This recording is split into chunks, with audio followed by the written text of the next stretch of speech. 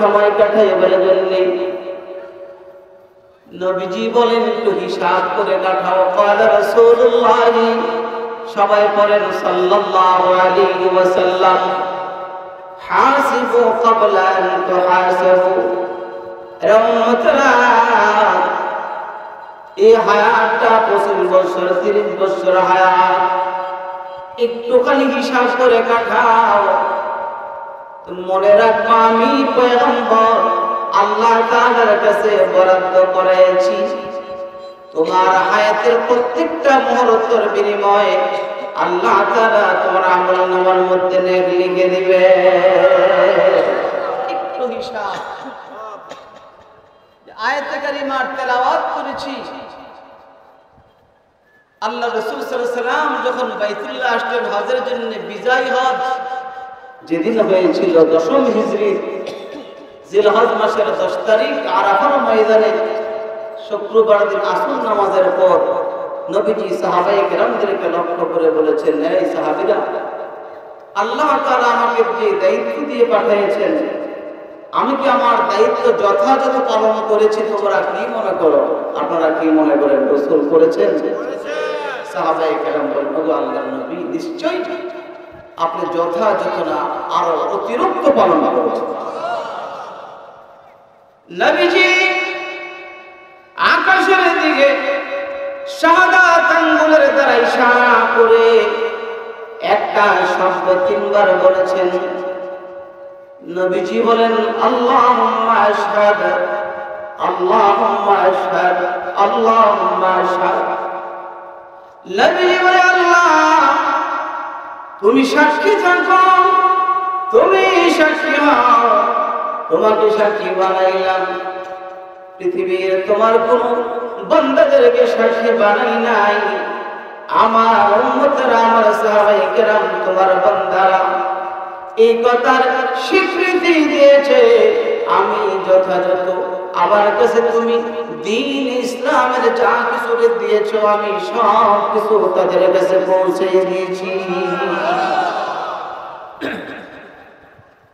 এই কথার ঘোষণা নবীজি যখন দিলেন, জিবরাইল আলাইহিস সালাতু ওয়াস সালাম আসলেন, আমার তেলাওয়াতকৃত আয়াতের অংশ নবীজির কানে কানে শোনানো দিয়েছে। নবীজি সাহাবায়ে কেরামের সামনে আয়াত তেলাওয়াত করলেন, আল-ইয়াউমা আকমালতু লাকুম দীনাকুম। আজকের দিনে, আল-ইয়াউমা মানে আজকে, আজকের দিন মানে আজকে না, ওই দিন, ওই আজকের দিনে তোমাদের দ্বীনকে পূর্ণ করে দিলাম। ওয়া আতমামতু আলাইকুম নি'মাতি, আল্লাহ বলেন আমার ওহীর নিয়ামত আজকে আমি পরিপূর্ণ করে দিলাম। ওয়ারাদিতু লাকুমুল ইসলাম দীনা, এবং দ্বীনে ইসলামকে আমি আল্লাহ তোমাদের জন্য কিয়ামত পর্যন্তের জন্য পছন্দ করে দিলাম। কিয়ামত পর্যন্ত দ্বীনের মধ্যে আর পরিবর্তন হওয়ার কোনো সুযোগ নাই। নবী আলাইহিস সালাতু ওয়াস সালাম এই আয়াত যখন শোনাই দিলেন, সাহাবায়ে কেরাম আরাফার ময়দান থেকে ঈদের দিনের মতো আনন্দ উল্লাস করতেছে যে আল্লাহ আমাদের উপর রাজি আর খুশি হয়ে গেছে। লক্ষাধিক সাহাবী আনন্দের মধ্যে মগ্ন। বৃদ্ধ একজন সাহাবী এক কিনারে বসে বসে কাঁদতেছে, যার কান্নার অবস্থাটা দেখার পর বুঝে আসে তিনি শুধু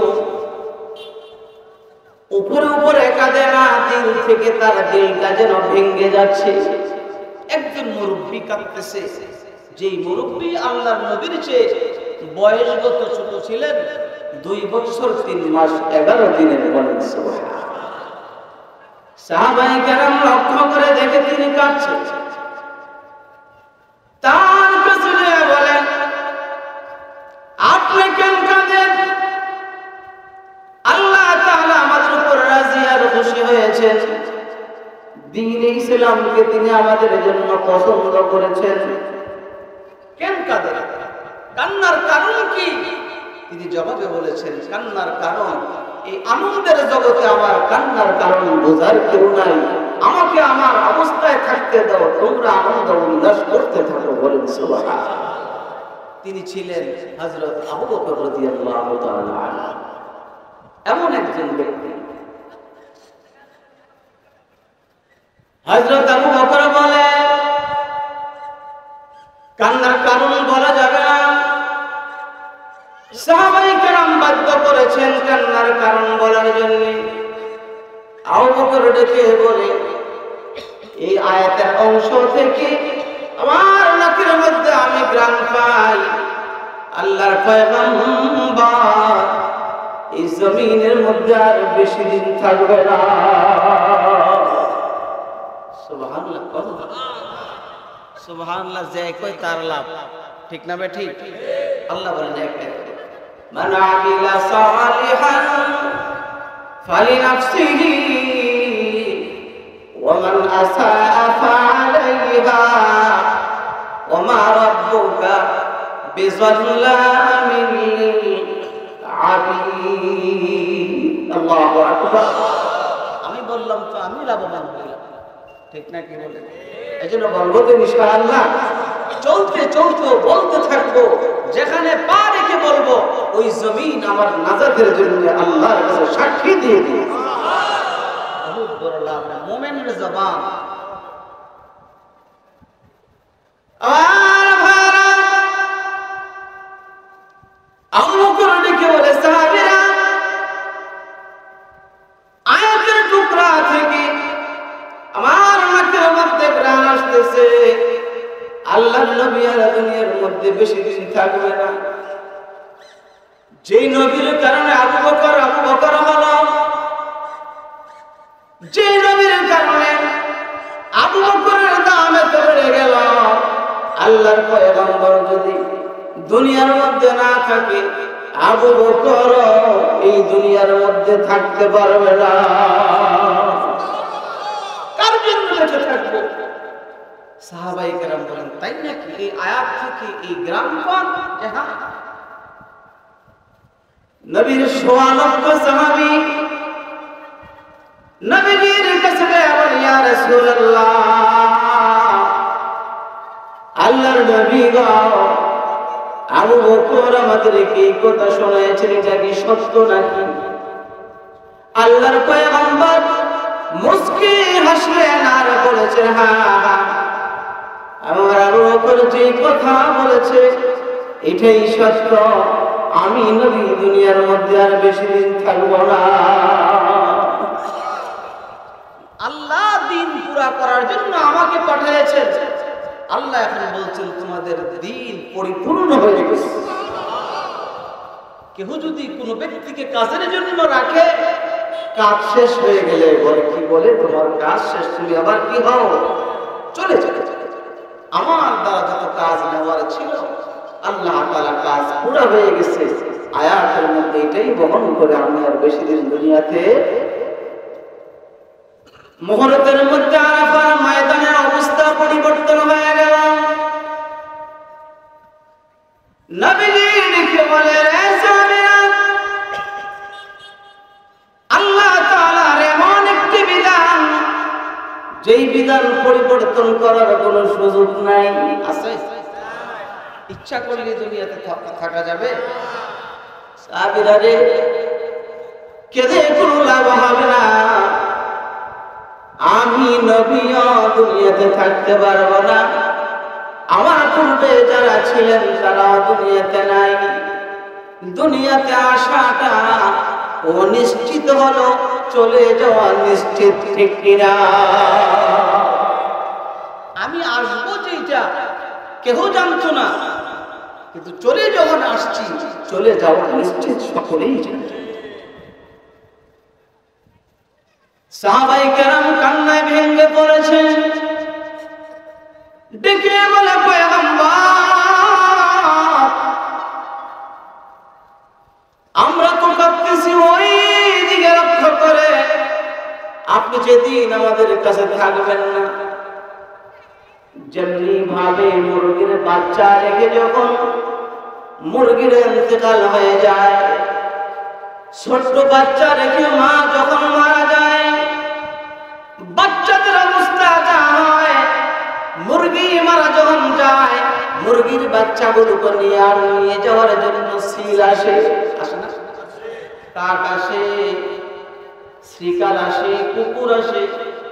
ও পয়গম্বর, আপনি দুনিয়া থেকে যদি বিদায় হয়ে যান,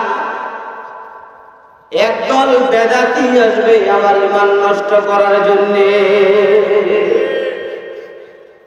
লামাযহাবিরা আসবে ঈমান নষ্ট করার জন্য। জোরে বলেন ঠিক না বেঠিক? কাদিয়ানের গোষ্ঠী আসবে আমাদের আমল নষ্ট করার জন্য। বর্তমান যুগের এখনের ফিতনা, এত আতি এক ফিতনা এদিক নাই মনে হয়। ঈমান হরণের জন্য পয়গম্বর এই জালেমের গোষ্ঠী দুনিয়ার মধ্যে আসবে। আমাদেরকে কে রক্ষা করবে গো পয়গম্বর? আমাদের অবস্থাটা কি হবে যখন মানুষের ঈমান নষ্ট করার জন্য এইভাবে বিভিন্ন অ্যাঙ্গেলে ধোঁকা দিবে? আসে না? বিভিন্ন কৌশলে ধোঁকা দিবে। ঈমান চোর তো সব দিক দিয়ে বের হয়ে গেছে, ঠিক না বেঠিক? মুসলমান যেন ঈমান নিয়ে কবরে যেতে না পারে, বিভিন্ন কৌশলে ঈমান হরণের জন্য ঈমান চোর বের হয়ে গেছে। বাজারে গেলে যেমনি ভাবে ক্যানভাসার আগে বলতো পকেট সাবধান, পকেট সাবধান, স্লোগান হওয়ার দরকার।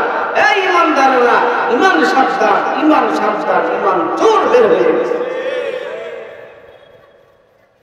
একদলের আকীদা এত আতি নামে এক শিরোনাম কায়েম হয়েছে, আপনাদের এদিকেও আছে।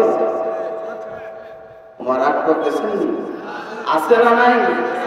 আকীদা কি? উলামায়ে কেরাম আমরা তাদেরকে আল্লাহ রাসূলের ওয়ারিস মনে করি, মসজিদ মাদ্রাসা ভুলে রাখছে উলামায়ে কেরাম, ঠিক না বেঠিক? একজন ইমানদার যদি দুনিয়াতে থাকে, রাসূল বলেন চিন্তা করেন না কিয়ামত হবে না। এই জাতি মসজিদ মাদ্রাসায় খেদমতের বিনিময়ে যদি টাকা বেতন দেয়, এই বেতন গ্রহণকারীদের আগে বেশ্যা নারী জান্নাতে যাবে। জোরে বলেন না নাউযুবিল্লাহ। কেতনা বড় বেঈমানি কথা!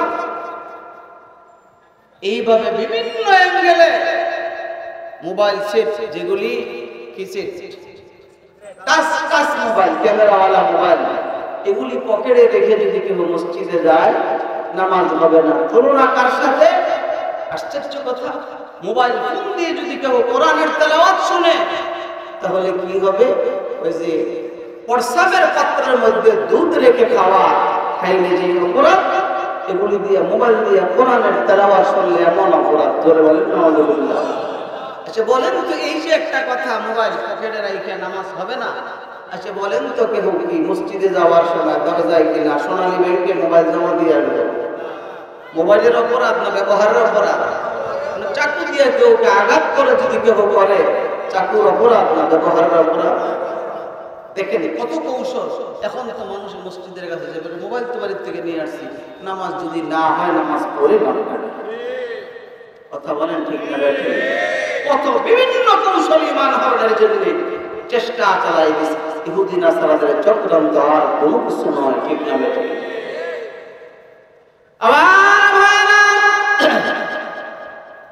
সাহাবায়ে কেরাম বলে পয়গম্বর বিভিন্ন কৌশলে আমাদের ঈমান হরণের জন্য ঈমান চোররা বের হয়ে যাবে, তখন কি করব? নবীজি তখন ডেকে বলে সাহাবায়ে কেরাম তোমরা মনে রাখবে, আমি পয়গম্বর নবুয়তের দুইটা অংশকে তোমাদের সামনে রেখে যাই। কয়টা অংশ? দুইটা অংশ তোমাদের সামনে রেখে গেলাম। নবুয়তের গাড়িকে যদি তোমরা পাহারাদারি করো, আমি আল্লাহ তাআলার কসম করে বলে যাই রে, কিয়ামত পর্যন্ত দুনিয়ার কোন বাতিল ফেরকা তোমাদেরকে পথভ্রষ্ট করতে পারবে না। কোন এতআতির দল তোমাদের সামনে আসতে পারবে না। কোন কাদিয়ানির গোষ্ঠী তোমাদের সামনে আসতে পারবে না। নবুয়তের দুইটা অংশ তোমরা মনে রাখবে। কিয়ামতের আগ পর্যন্ত যদি কোন দাজ্জালের বাচ্চা নবুয়তের গাড়ি নবুয়তের সিটের মধ্যে বসতে আছে, কানে ধরে দেখাইবা। আমরা যখন গাড়ি দিয়া, আপনাদের এই এলাকার বাস স্ট্যান্ড কোনটা? বাস স্ট্যান্ড নাই, মুক্তারপুর বাস স্ট্যান্ড। বাস এখনো ছাড়ার সময় হয় নাই, আরো 10 মিনিট বাকি। ভিতরে গেলেন, লোক উঠতেছে, আপনি একটা সিটে বসলেন, বাইরে যাওয়ার প্রয়োজন হলো, ব্যাগটা রাইখা গেলেন, পাশের ভাইকে বললেন, ভাই সিটটা দিয়ে, ঠিক না ভাই? ঠিক। কেউ আইসা যখন বসতে চায়, পাশের লোক বলে, কি বলে, ভাই দেখেন না ব্যাগ রাখা আছে, ব্যাগে কি বোঝাইলো, সিট খালি। নবীজি কি বলেছে? নবুয়তের গদির মধ্যে নবুয়তের গাড়ি রেখে গেলাম। কিয়ামত পর্যন্ত যদি কোন দাজ্জালের বাচ্চা নবুয়তের সিটের মধ্যে বসতে চায়, কানে ধরে দেখাই দিবা, দেখো শোনা নবুয়তের সিট খালি না। নবীজি ডেকে বলেন, তারাকতু ফীকুম আমরাইন লান তাদিল্লু মা তামাসসাকতুম বিহিমা কিতাবাল্লাহি ওয়া সুন্নাত নবী। আল্লাহু আকবার। এ সাহাবীরা, দুইটা জিনিস তোমাদের সামনে রেখে যাই, নবুয়তের দুইটা গাড়ি রেখে যাই। একটা গাড়ির নাম হলো কিতাব আল্লাহ, আল্লাহ তাআলার কোরআন। আল্লাহর যেটার দিকে তাকায় থাকলে অনেক হয়, তাকায় থাকলেও কি হয়? হাতের ধরলে অনেক হয়। যে চোখ দেখতে দেখতে আলেম হয়ে গিয়েছে, যারা আলেম হয়েছে, চোখের দ্বারা কোরআনকে দেখছে কিনা বলেন?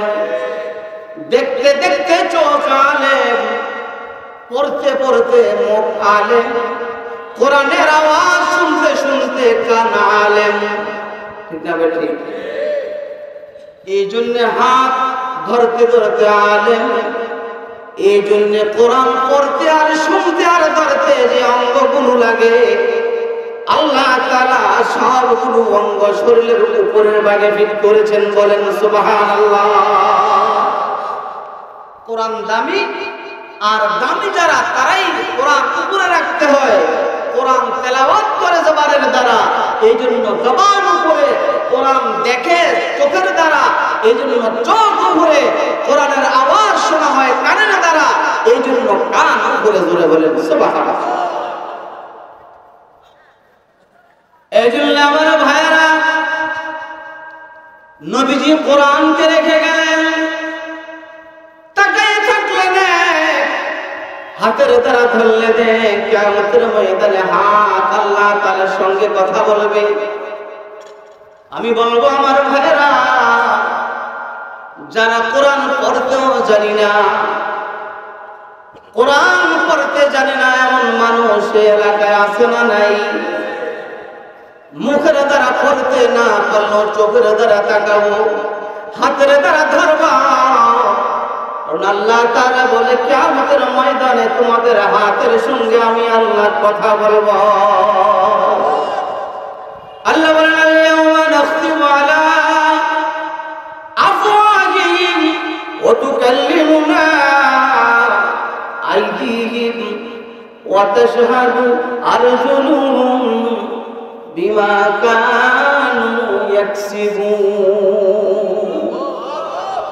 হাতের দ্বারা যদি কোরআন ধরি, আমি যারা মক্কায় মদিনায় গিয়েছেন, জিদ্দা আমার এক বন্ধুর এক মসজিদের ইমাম, সে তো তার মসজিদে প্রায় সময় আমি গেলে যাই, 1-2 দিন থাকি।